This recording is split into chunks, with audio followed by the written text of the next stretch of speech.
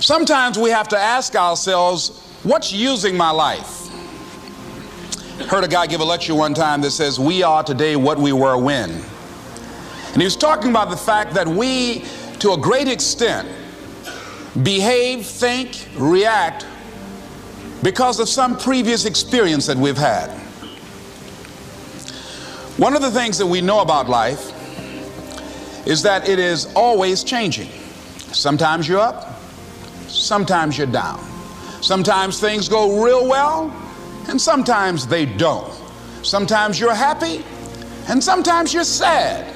Now that's that thing called life. And when we begin to understand and know that, accepting that reality that we will never ever have things just on an even keel all the time, that you're going to have some ups and you're going to have some downs, but during those down moments, that's where the growth takes place. That's where the work is. See, anybody can feel good when they have their health, their bills are paid, they have happy relationships, business is successful. Anybody could be positive then. Anybody can have a larger vision then. Anybody can have faith under those kinds of circumstances. Am I correct? See, but the real challenge of growth, mentally, emotionally, and spiritually, comes when you get knocked down. Somebody said that adversity introduces a man to himself or a woman. How you handle it, that's where the growth takes place. When I was facing some challenges, I had a guy say something to me, and I suggest this is one of the first things that you want to do when you're facing a challenge. You want to get unstuck. Evaluate where you are. Look at it. Assess yourself. Assess yourself and assess the situation. What brought you there? What role did you play? Earl Nightingale had a saying I like. He said, all of us are self-made, but only the successful will admit it. What has brought you to this point? What did you learn from it? Are you learning anything, or are you doing it over and over and over again? Somebody said that insanity is doing the same thing in the same way, expecting a different outcome. Are you going through it, or are you growing through it? Are you bigger and better because of it? Because it's not going to leave you until you grow through it. I was going through a major challenge in my life that was wearing me out, that was using me. You see, your mind is when you go into a service station to get gas, you don't go in there and just start pumping. When you push the lever up, it clears the previous bill. By the same token, if you want to begin to move, you've got to clear your mind of all the unnecessary luggage and baggage that's weighing us down. I couldn't move, I couldn't think about what am I going to do to get out of this situation, because I was so concerned about what happened and what he did to me and how bad it was. I was so stuck in that I couldn't even focus on what I should have done. Feeling sorry for myself and angry, and none of that was taking me anywhere. So pretty soon I learned through effort, made a conscious, deliberate, determined effort. I had to let it go. I had to forgive it. Let it go and begin to focus on developing myself. And I say to you, you're going to have people to do things to you. Things are going to happen to you. And the most important thing to do is to harness your will and let it go and move so you can grow, so you can get on with your life. It doesn't matter about what happens to you. What matters is, what are you going to do about it? All of us have experienced some tragedy, and if we haven't, we will. And you can either let it destroy your life, or you can build upon it. You can permit it to let it hold you down, or you can decide, I'm not going to let that happen to me. I'm bigger than this. Make a declaration to yourself.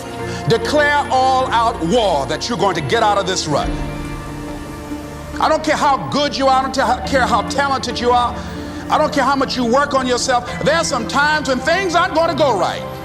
They just are not going to go right. There are times when anything that can happen will happen. Murphy's Law will be knocking at your door. Why? I don't know why. That's called life.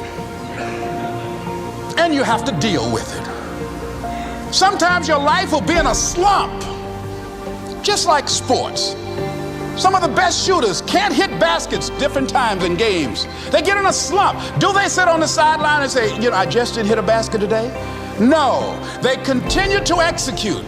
I suggest to you that if you are facing a challenge, don't stop. Stay busy. Work your plan. Continue to do those things that you know that work for you after you have evaluated yourself in the situation.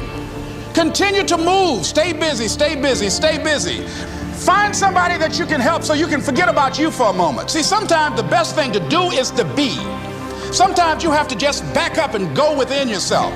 A bow and arrow, you can't take a bow and just push it out an arrow. You just can't push the arrow out.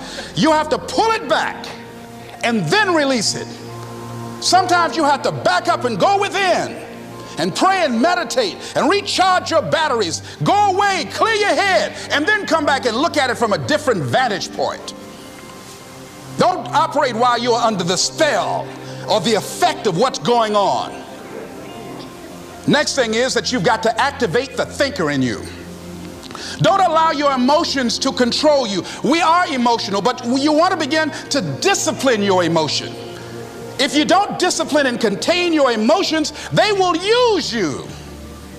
Your mind goes on automatic, just like a guard. You know, I loved reading the book called As a Man Thinketh by James Allen. He uses the analogy of the mind being like a garden. You know, weeds don't have to have any encouragement to grow. You don't have to water them. They don't have to get sunshine. They don't have to have fertile ground. They will grow through the cracks of a sidewalk. Am I right?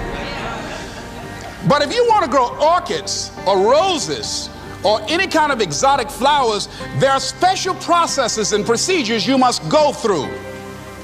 Well, by the same token, you don't have to force yourself or motivate yourself to think negatively, to be depressed, to hate somebody, to want revenge, to want to get back at somebody, to beat yourself up over the head, to feel loaded with guilt. You don't have to make any effort to do that. Your mind is on automatic. It will do that by itself.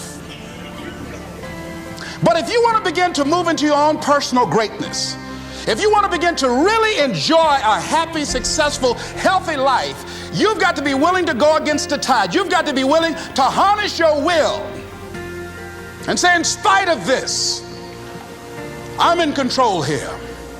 I'm not going to let this get me down. I'm not going to let this destroy me. I'm coming back, and I'll be stronger and better because of it. You have got to make a declaration that this is what you stand for.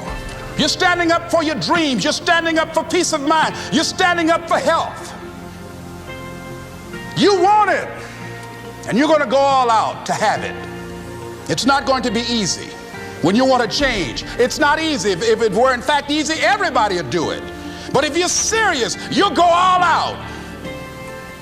So yes, I'm going to turn this situation around. I'm not going to sit back and moan and cry over what happened and what went wrong and who did what. I'm going to do something about this situation. The next thing that is important is that expect things to get better for you, because they are. See, life is cyclic. You're not, whatever experience you're having right now, it has not come to stay. It has come to pass. Not to stay, just to pass. It's just going through. The biggest challenge is to know what's happening. This is a part of this thing we call life. This too shall pass. And maintaining perspective, putting it in perspective. The other thing is take full responsibility for your life. Accept where you are and the responsibility that you're going to take yourself where you want to go. Someone said we have two primary choices in life. We can either accept conditions as they exist, or we can take the responsibility to change them.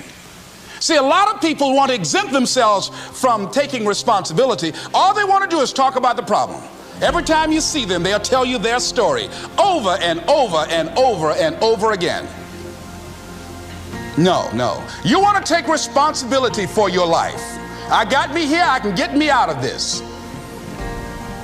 And I'm getting out. I'm not going to be a volunteer victim. George Bernard Shaw said there are two kinds of people in life.